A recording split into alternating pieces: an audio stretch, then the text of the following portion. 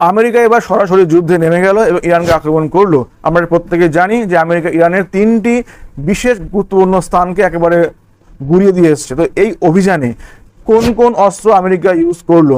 First use করেছে অবশ্যই হচ্ছে GBU-57 মপ, অর্থাৎ ভারী বোমা, যার ওজন হচ্ছে 30,000 পাউন্ড। এগুলো হচ্ছে মাটির গভীরে আগে ঢুকে যায়, প্রায় 200 ফুট পর্যন্ত ঢুকে গিয়ে তারপরে মাটির নিচে একেবারে ওপরের সমস্ত কংক্রিট ফাটিয়ে, পাথর ফাটিয়ে ভেতরে ঢুকে নিচে গিয়ে ব্লাস্ট করে আসতে পারে। এবং এটিকে বহন করার জন্য ব্যবহার করা হয়েছে 7টি B-2 স্পিরিট স্টিলথ বিমান। 7টি, প্রত্যেকটি স্টিলথ বিমান বহন করতে পারে 2টি করে GBU-57 বোমা, অর্থাৎ 7টিতে করে মোট 14টি বোমা নিয়ে ফেলা হয়েছে।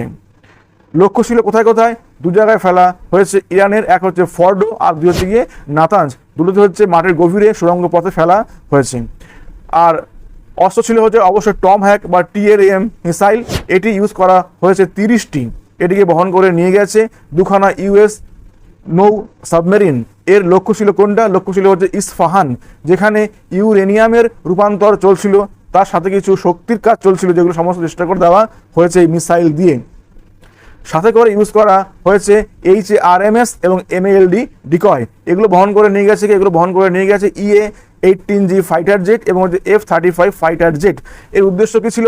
আকাশ প্রতিরক্ষা ব্যবস্থাকে দমন করা, অর্থাৎ যাতে করে কিনা শত্রুপক্ষ আকাশে B-2 স্পিরিটকে অ্যাটাক করতে না পারে, অর্থাৎ B-2 স্পিরিটকে এবং টম হ্যাকের নিরাপদ করিডর তৈরি করার জন্য এগুলো ব্যবহার করা হয়েছে। তার সাথে জার্মানি অবধি বিছিয়ে দেওয়া ছিল 125টি ফুয়েল ট্যাঙ্কার, যারা এই B-2 স্পিরিটকে 6000 নটিক্যাল মাইল পাড়ি দেওয়ার জন্য বিভিন্ন জায়গা থেকে আকাশেই রিফুয়েলিংয়ের কাজটা করে গেছে।